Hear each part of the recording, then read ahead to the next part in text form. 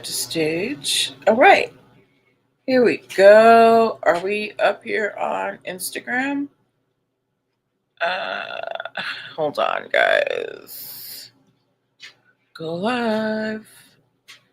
Okay, there we go. All right. Hey, everybody. Happy Wednesday. I know I'm usually on Mondays, but I was feeling under the weather the last couple of days. So your girl took some time to herself.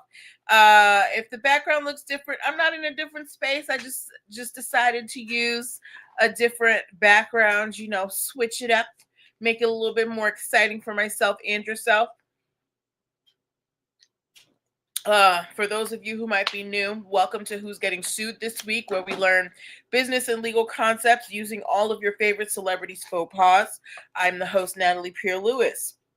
Last week, just to dive in, we talked about Diddy suing the Peacock Network for the making of a Bad Boy documentary. He is suing them for $100 million, saying that they basically just posted a bunch of lies. We also talked about Jay-Z's sexual assault trial being dropped. The accuser dropped that lawsuit against him, and he's like seeking some type of, punishment for Tony Busby. I don't know how much they're going to actually be, because you do have some shield as an attorney when you're filing cases. We also talked about the James Bond quote. What is it? My name is Bond, James Bond. How someone is trying to get that canceled so they can buy it for themselves. But yeah, that was last week. But it is a new week, and we have tons more stories this week. So buckle up, grab something to write with, grab a drink and a snack, and let's get to it. All right. So our first story of the evening. If you have a Netflix login, I'm not even going to say an account. If you have access to somebody's Netflix, write Netflix in the comments, okay? Now, we all know that Netflix is always coming out with new shows and things like that. And they have a new show coming out called Running Point, okay? Now, the Running Point, it is being produced by Mindy Kaling. I don't know if you guys remember her from The Office, as well as she had her own show called The Mindy Show. And this show is about a fictional university set in Los Angeles, right?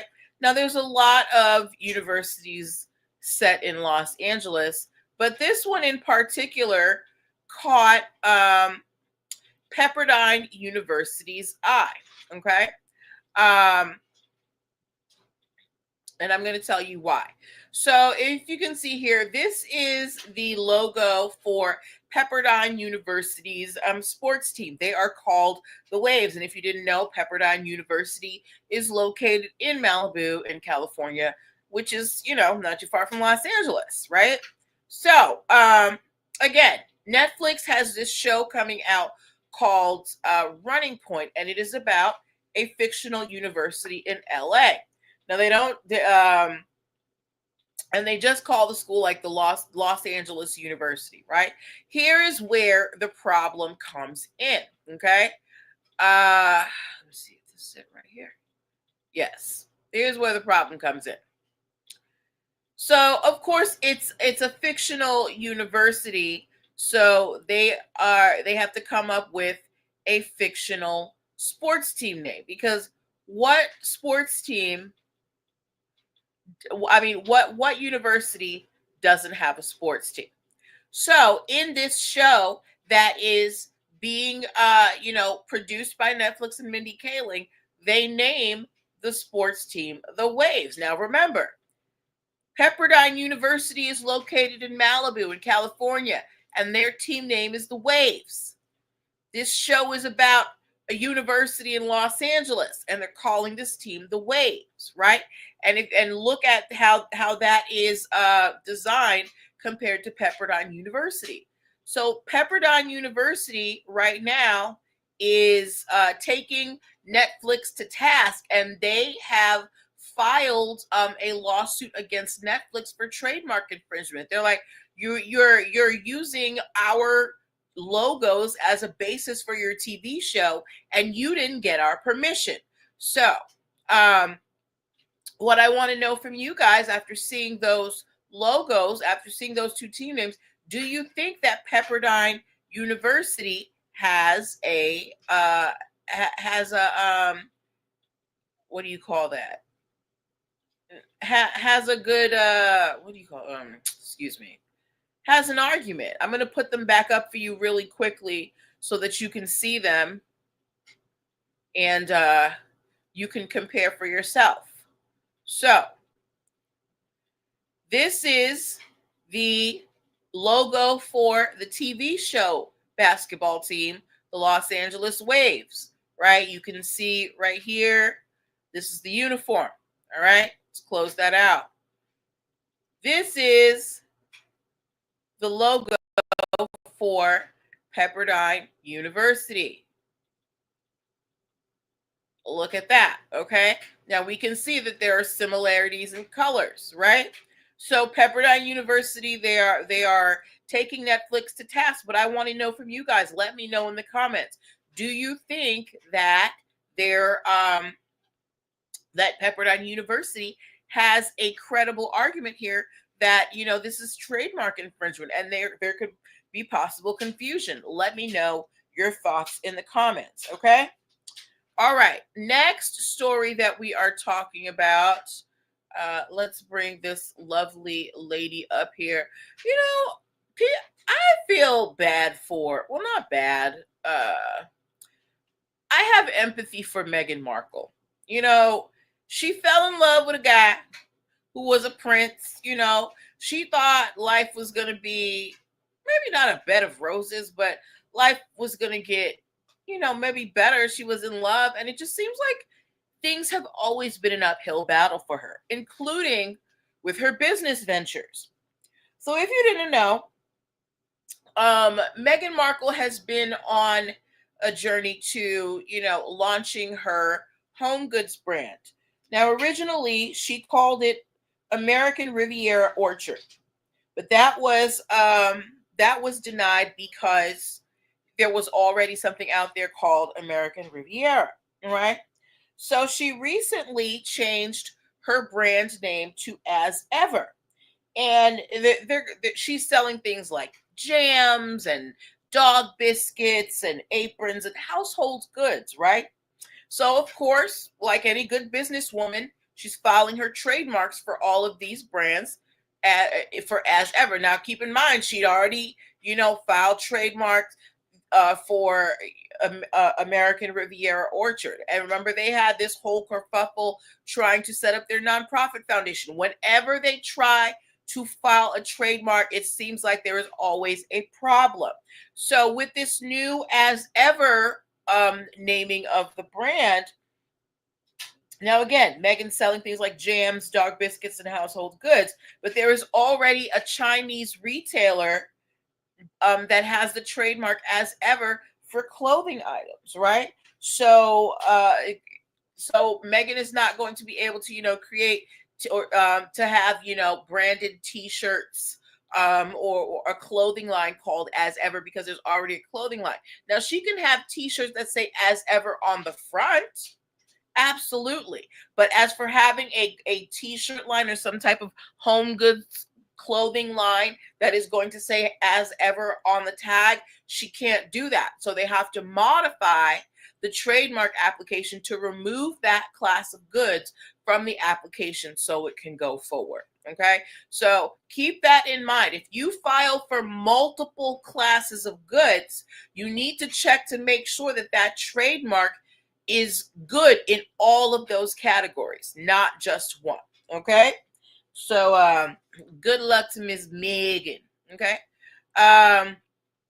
While I set up the next story, y'all, say hi to me in the comments.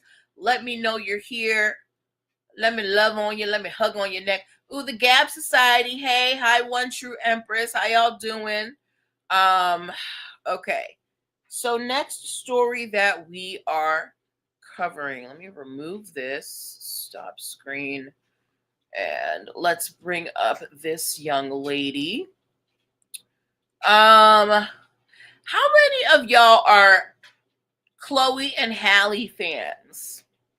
Either together as a group or individually. I remember their album, what is it, Ungodly Hour? Oh my God, their voices together are haunting, right? Just so beautiful. And of course, they have since gone on to launch, their own independent projects. They've both gotten into acting. Chloe released a solo album. Halle was the Little Mermaid. She also released some singles. She had a baby. They've got their own things going on, trying to make names for themselves individually. Now, of course, Chloe and Halle are proteges of, Miss Beyonce Knowles, and they are represented by Parkwood Entertainment, which is a subsidiary of Columbia Records. Okay, now, Chloe Bailey released an album called Trouble in Paradise a couple of years ago. And there are 3 songs on there that someone is trying to sue her for. A writer by the name of Melvin Moore says that he was not given credit as a writer on 3 of the songs on Chloe Bailey's album, and that he was not given a chance to, negotiate his part. So, when you are writing a song, when you're a writer on a song, they kind of have to break down what your percentage of your royalties are going to be based on how much you've contributed.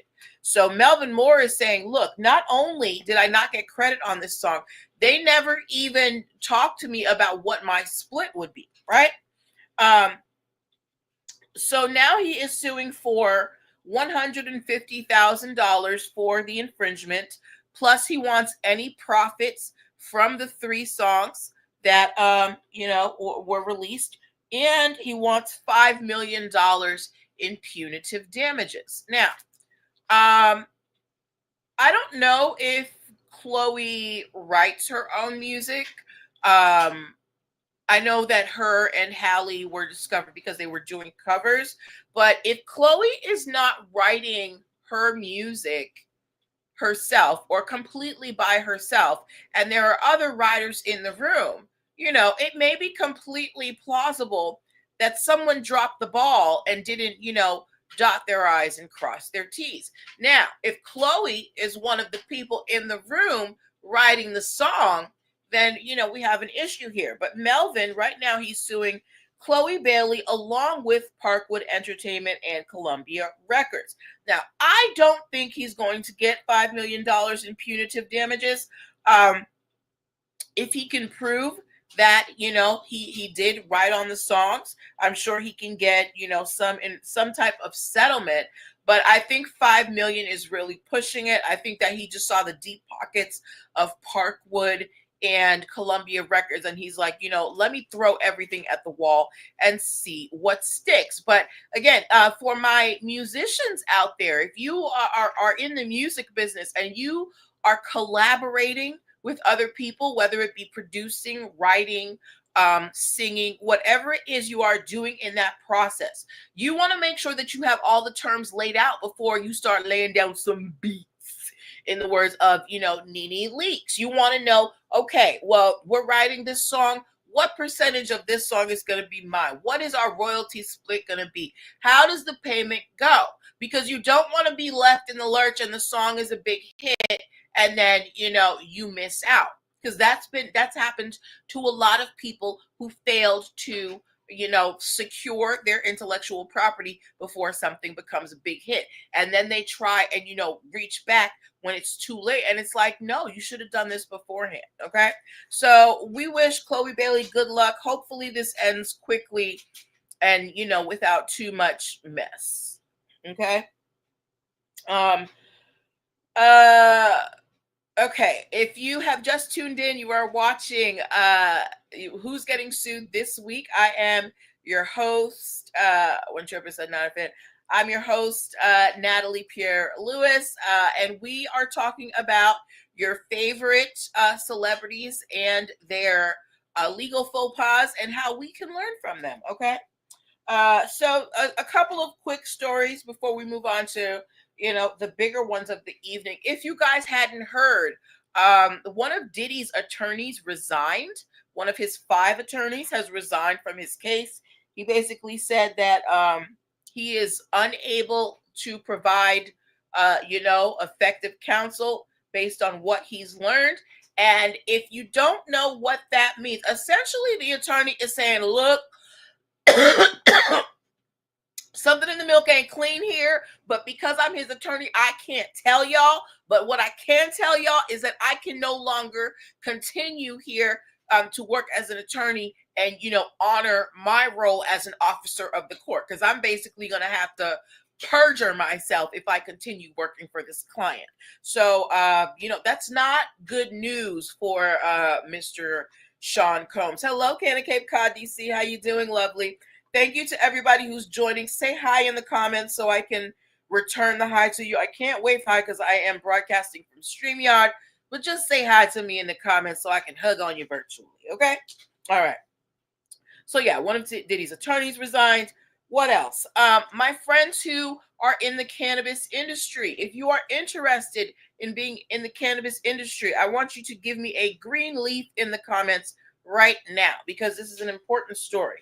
So we all know that there is that funny movie Pineapple Express, right? It's a buddy comedy between Seth Rogen and James Franco about finding this, elusive strain, right? Well, if you didn't know, there is an actual cannabis company named Pineapple Express, and they have officially gotten their trademark with the trademark office. And how did they do this? Not because they trademarked a strain. What they trademarked was a cannabis adjacent, adjacent product.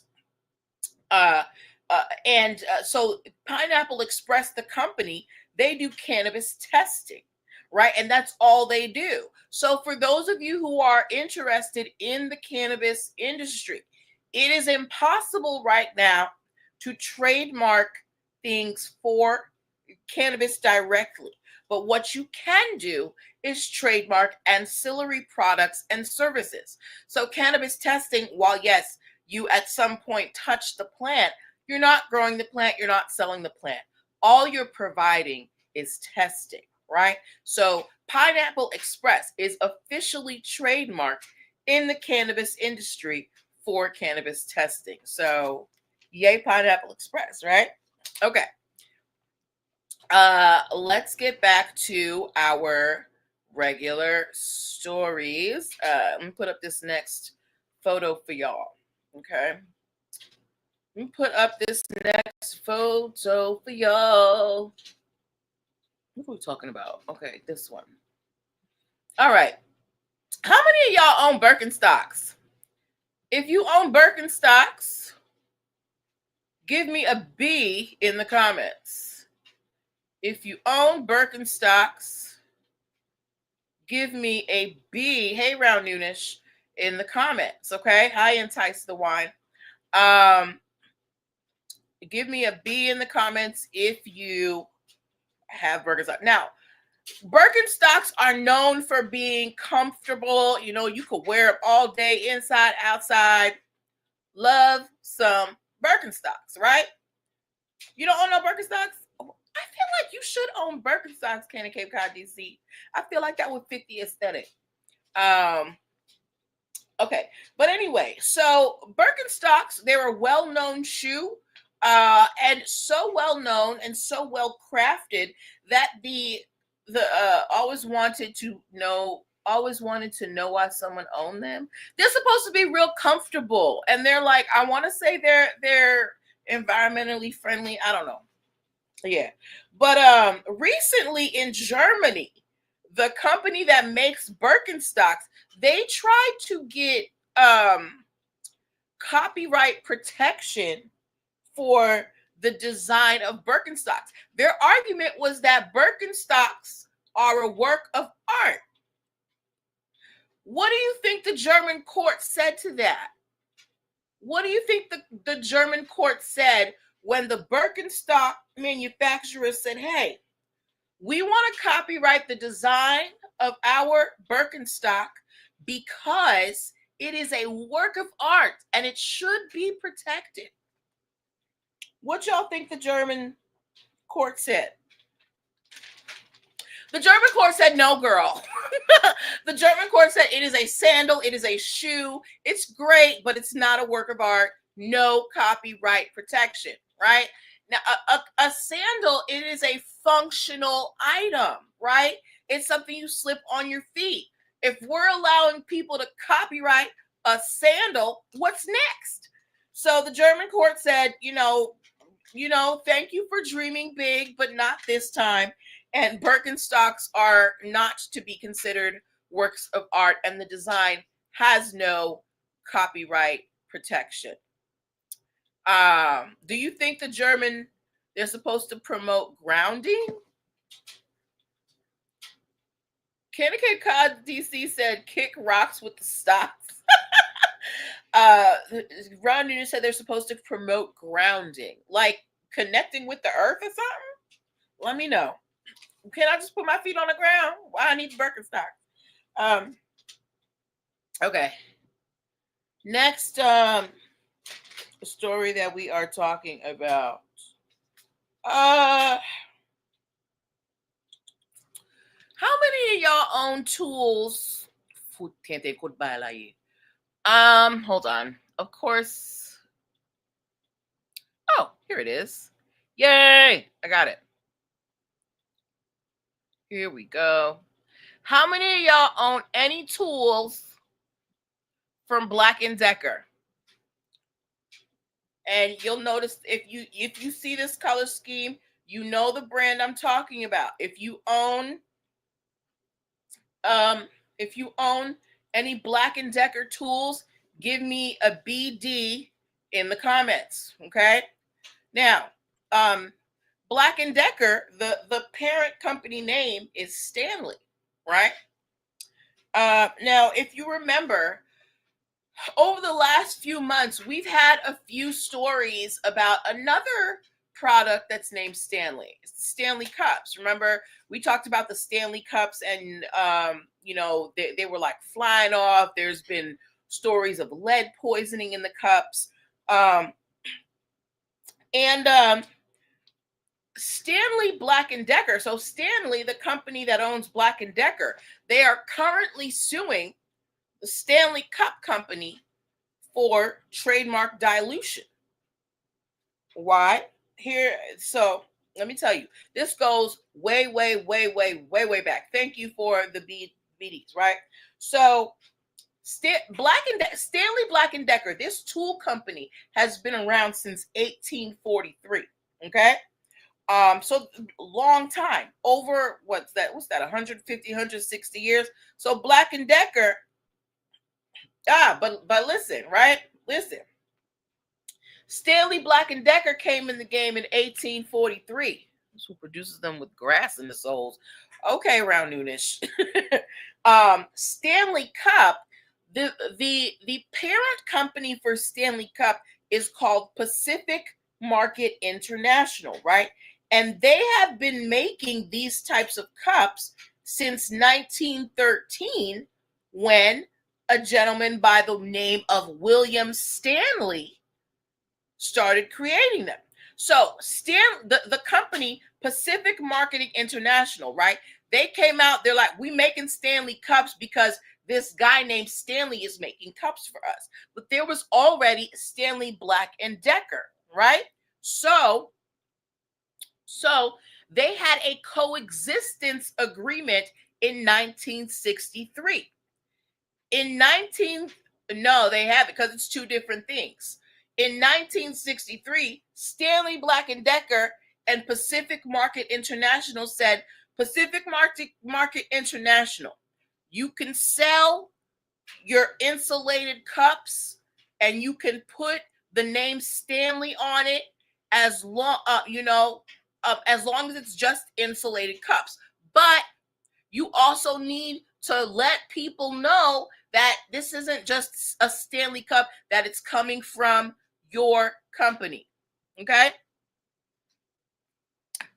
So black, and because of this coexistence agreement, and because of the bad press that the Stanley Cups have received, Stanley Black & Decker is suing the Stanley Cup company Pacific Market International for violating their contract and trademark dilution, because they're saying that because of the bad press the Stanley Cups are getting, it's blowing back on Stanley Black & Decker. Do you think that Stanley Black & Decker is too much, or do they have a point? Did you think that the Stanley Cups were associated with the Stanley Black & Decker brand? Let me know in the comments. Did you think that the Stanley Cups were associated with the Stanley Black & Decker brand? Because that is essentially what Stanley Black & Decker is arguing. They're saying Pacific Marketing International, you were supposed to let people know that yes, it's a Stanley Cup, but Stanley is a description of the cup. It's not a brand in and of itself. Well, they do have a trademark for it in the food and beverage category, but you were supposed to let people know. So I have 3 people here who say that they never associated Stanley Cups with Stanley Black & Decker, right? But we don't know what Stanley Black & Decker has been receiving on their review sites. IMF Braden said, I'm not drinking coffee and using a power drill.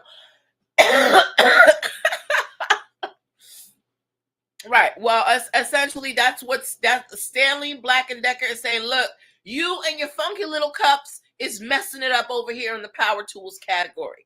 But Pacific Market International does have a trademark in the food and beverage category for Stanley Cups, right? And they do have this coexistence agreement. Ron Nunes said, "No, I thought the Stanley Cup was associated with the actual Stanley Cup as far as height." Right, because the cups are outrageously big. Ken Cape Cod said, "I did think maybe it was like the official cup of construction." Yeah, they're very heavy duty cups. They're the whole point of the trademark is that they're insulated, heavy cups, right?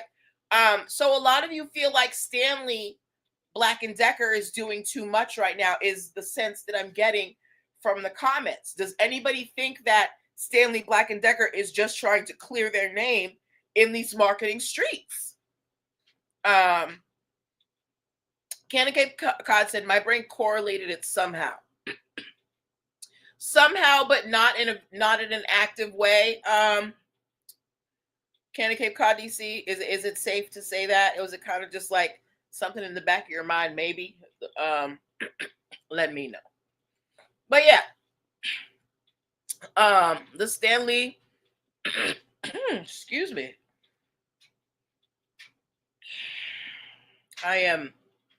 I'm still dealing with this cough, guys. My apologies. But yeah, so, and here's the Stanley Cup. So I'm sharing that with you. Think about the picture we just had up. And look at this, right? Are we confusing them? Hold on, let's see here. Ken Cape Cod said, my brain correlated it somehow, not directly. I thought they were both heavy duty. That's it. One True Empress said, yes, defective cups equals defective tools.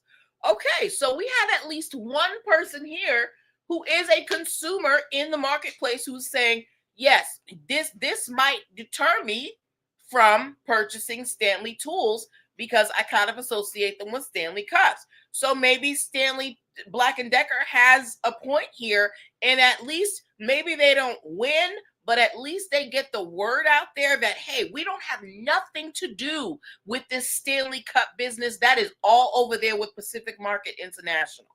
Okay. So, good luck to both of those. Does anybody still own a Stanley Cup? I remember last time I asked this, a couple of you said that you had it. Does anyone still have a Stanley Cup? Oh, excuse me. Oh my gosh. How do I remove this? Okay.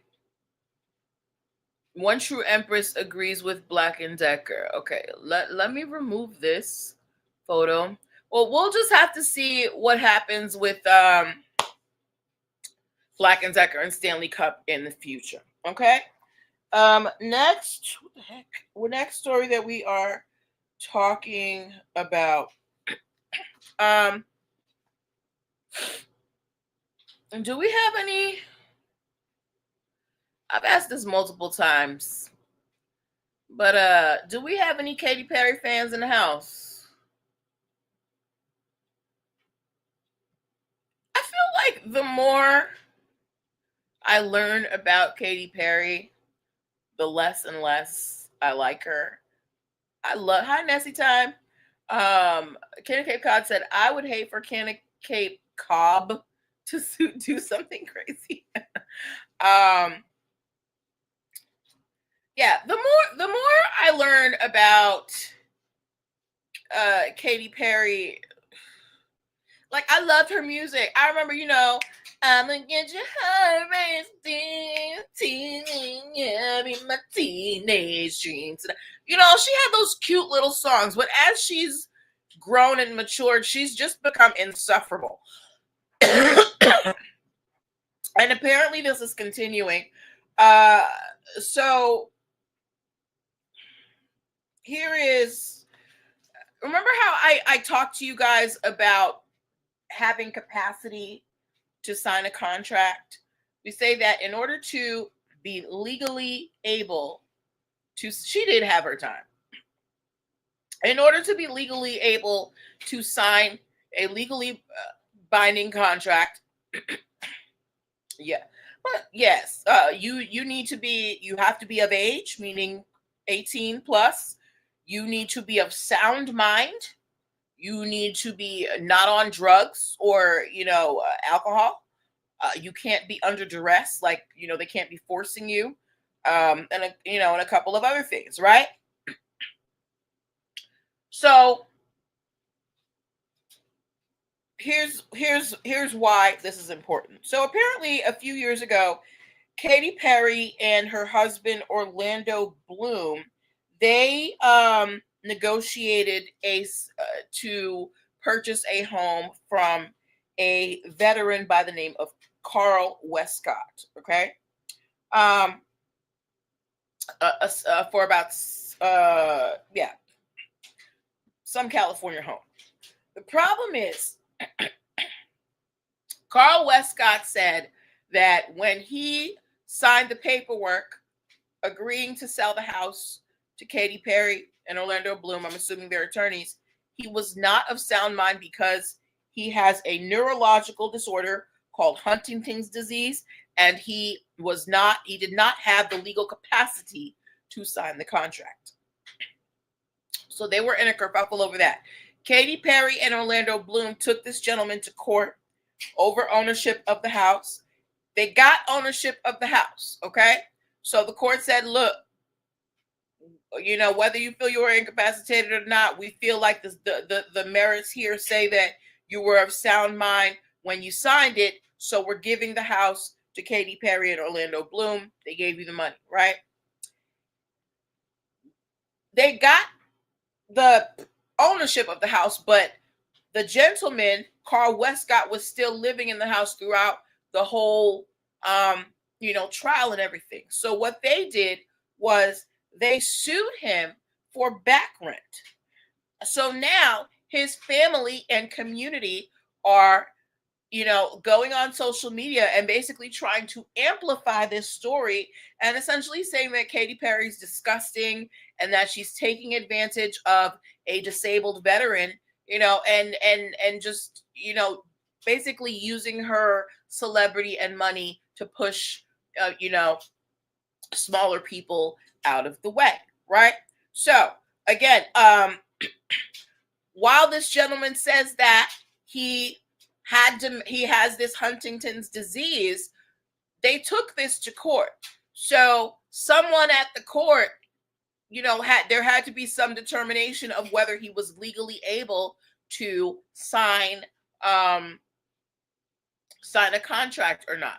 Now, I know that a lot of us, we may have family members and things like that who, they may be creeping up in age, or, unfortunately, some of our family members may have early onset dementia, right? It was a $6 million home once, your Empress. They paid a fair price for it. But it is important that if you have family members who have neurological disorders, that you have legal,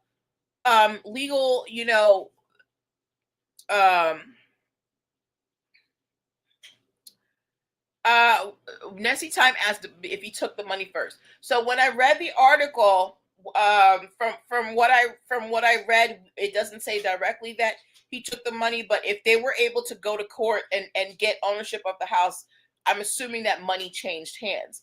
And he either during the selling process decided he didn't want to sell anymore, or felt like, he got taken advantage of, maybe he got cold feet, right? When you guys, when we have family members, friends, people we care about, who we know have, maybe neurological challenges, disorders, things that may inhibit their capacity to make sound decisions, it is important to have, paperwork in order. Make sure there are powers of attorney. Make sure there are checks and balances, so these people aren't signing their lives away. Because while, yes, this is unfortunate morally and socially for this gentleman, the court found that he was legally capable of signing that that contract. So now he's lost his home, and because he was in that home trying to stay in there, and the court determined it belonged to Katy Perry and her husband, they were able to sue him for back rent. Now that's messed up, because they've got money. Why are you suing him for back rent? But again, if you have family members who, may be in the beginning stages, of some type of neurological decline, you want to make sure that there are guardrails set there to keep things like this from happening. Okay. But yeah, Katy Perry sucks now as an adult. You didn't have to sue the man for the $6 million for the back rent. You could have let him go. But yeah. Okay. So next, what time is it? Okay. Ooh, we're making good time.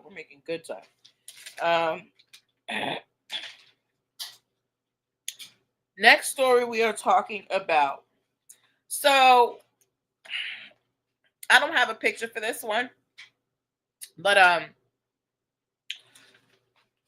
what do I always Nessie?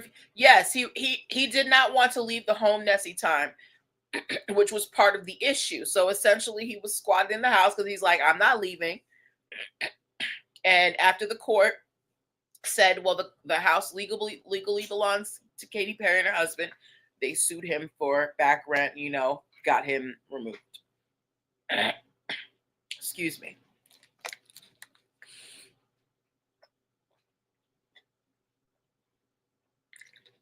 Okay. So, my creatives out there, this next story is for you. Okay. So there is an artist by the name of Michael Hayden. Okay.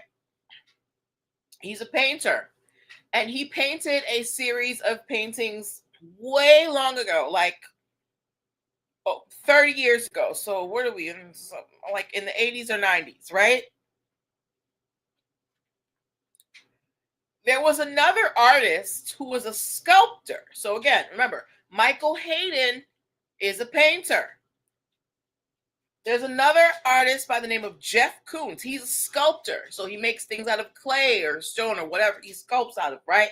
And he saw Michael Hayden's work and he's like, wow, that's really dope. I want to make a sculpture of that. So he went and did a sculpture of the painting 30 years ago.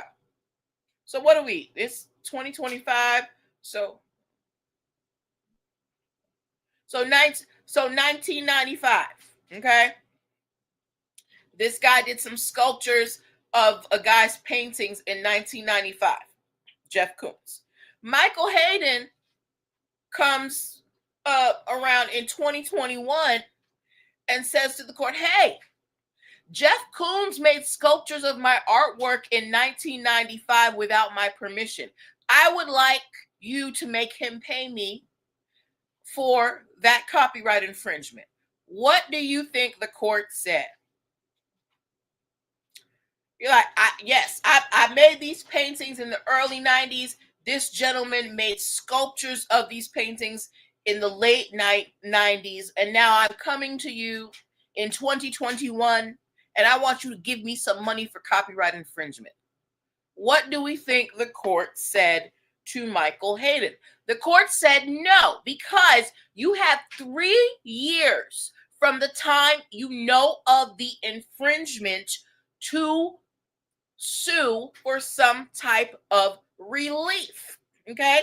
Now, if Michael Hayden was in a coma for, I don't know, 25 years and then came up out the coma, found out what Jeff did, and then sued, that's different. But no, you've been alive and well since 1995, and you're choosing just now to file suit against this artist. Right, One True Empress, it's inspiration. He's not like he didn't paint another painting. He took it and made it into another format. It is transformative art, right? Anyway, Michael Hayden thought he was going to get some coin, and the court said, no, girl, 3 years from the time you knew. And you knew Jeff had made these copies of your work way earlier. So why are you coming here now? So just remember, my creatives, when you get your copyrights, when you create your work, the moment you know someone is violating your copyright, you have 3 years from the time you know of the infringement to go file suit. Okay? All right. Last story I want to talk to you about tonight. My jewelry girls or my jewelry people. Anybody here into fine jewelry? Anybody here into fine jewelry? I totally forgot I had the dryer going the whole time, guys. Why y'all didn't say nothing?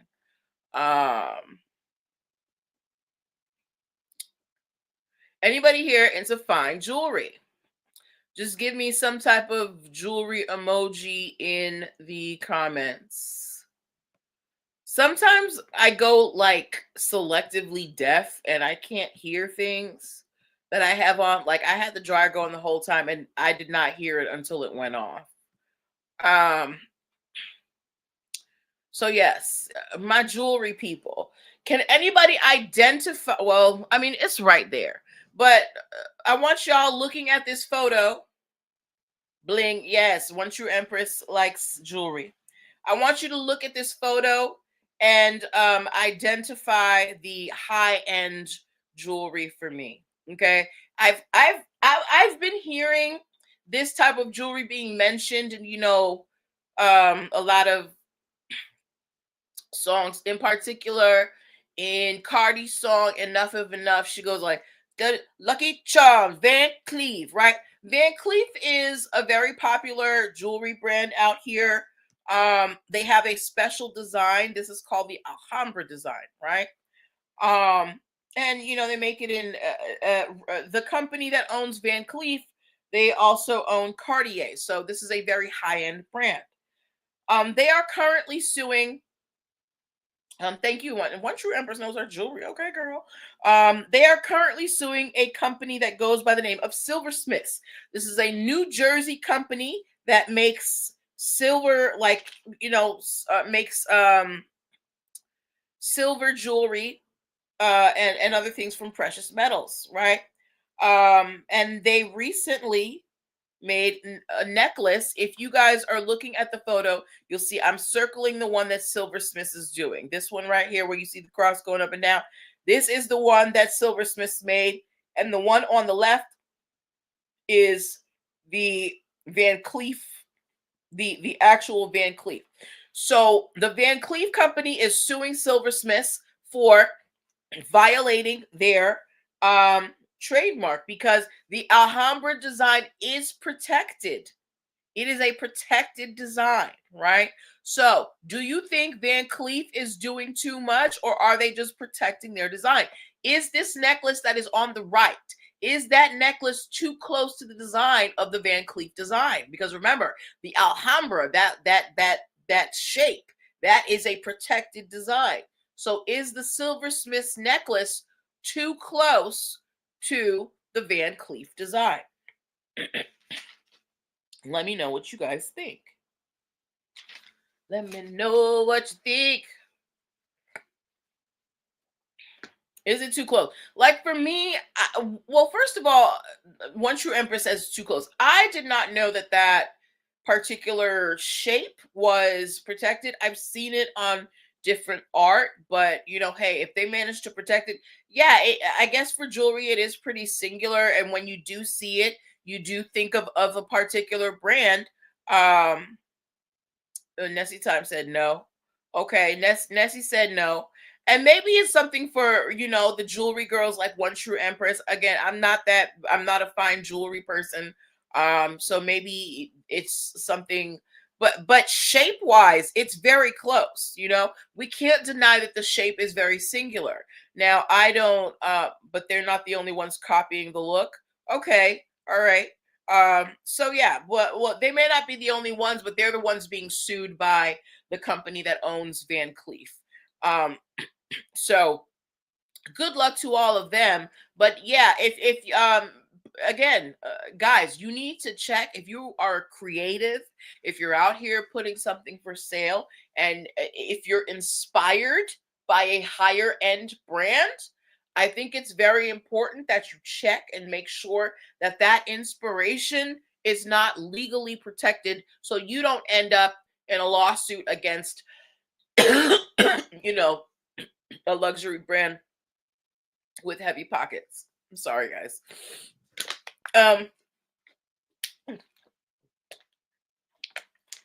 Ooh. All right. So so do we think that Van Cleef is going to win, or do we think that Silversmiths is going to win? Do we think Van Cleef will be able to, keep Silversmiths from making any more of these types of necklaces? Oh, thanks for that, Jason Rodriguez. Thanks for, tapping in. What do we think? This cough is killing me, y'all. Anyway, that was the last story I wanted to share with y'all. I don't want to be here coughing up for the rest of the time. But those were the stories that I wanted to share with you. Next time said Van Cleef is the winner. Okay. If you have any questions on the stories that we covered tonight, and we covered a lot. We talked about Pepperdine University suing Netflix over the Running Point comedy. We talked about Meghan Markle, having trouble securing her her trademark for her home goods brand. We talked about Chloe Bailey being sued for copyright infringement. We talked about Diddy's attorney resigning. We talked about Pineapple Express getting a trademark. Birkenstocks are not a work of art. We talked about Katy Perry being greedy. We talked about Stanley Cup and Stanley Black & Decker going at it. We talked about Van Cleef jewelry. We talked about a sculptor making a sculpture of a painting. Canada Cape Cod said, what about Karen Huger? I know it's not on the docket, but OMG. Okay, so here's the thing. I'm not a big Housewives girl. The only thing I know about Karen Huger was that she got arrested for a DUI, and then she's been She has been sentenced to 1 year in jail. I feel like that's a lot for a DUI. If I'm missing anything, please let me know. I do wonder how that's going. Her fourth DUI. Oh, ooh, homegirl got a drinking problem. Well, I don't. This actually might impair her contract with Bravo, because if she is fourth DUI, because if she's in jail, how's she gonna film? And they're not gonna pay you if you're not filming. So unless they're gonna do some type of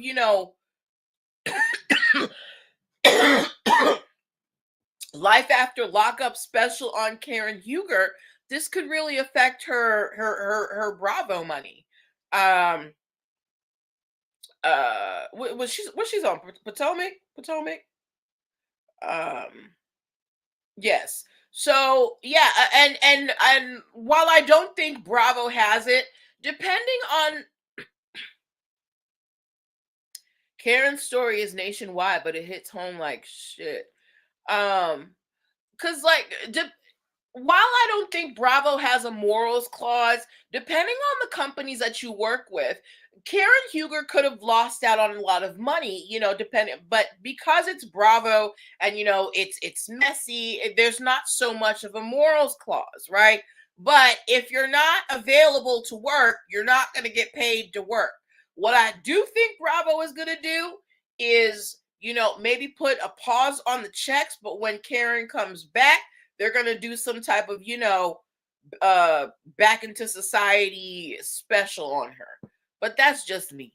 I'm not really into housewives or regular reality television. I like competition reality television. But yeah, so good luck to Miss Huger. Huger, I'm not sure where she's going to be housed, what correctional facility she'll be at, but I hope it goes by quickly for her. But those were the stories that I wanted to share with you tonight. I'm sorry that the show is late this week, but as you can tell, I'm still trying to get my voice back to 100, but I did want to talk about all of this stuff with you. Ken Cape Cod said DUIs are expensive anyway. Yeah. I don't know. I don't have any, girl, thank God. But yeah, so I will talk to you guys next week with more stories. If you find anything that you want me to talk about on the show, please send it to me in the comments. Hold on. Ron Nunes said, if they film the cast visiting her, don't they have to pay her too? Well, here's the thing. If Karen Huger is smart, she's getting all those Bravo checks through a company and not herself directly, because you can't really make money when you're in prison, right? Especially from your crimes. So it's like if they're visiting her because of her DUI, they can't pay her because essentially that is rewarding her for her DUI. But I'm not sure how Karen Huger runs her business, but she might run it through a separate entity that allows her to keep getting her checks, because she might be an employee of her own escort, right? But we'll see what happens. All right. So this is where I'm going to leave you guys tonight. You guys brought up some very good points. Thank you for that, Round Noonish and Canon Cape Cod and One True Empress. Y'all are awesome. And that's the time. Thank you to everybody who participated. Thank you for giving me the time to heal myself. And I will talk to you guys next week. Bye.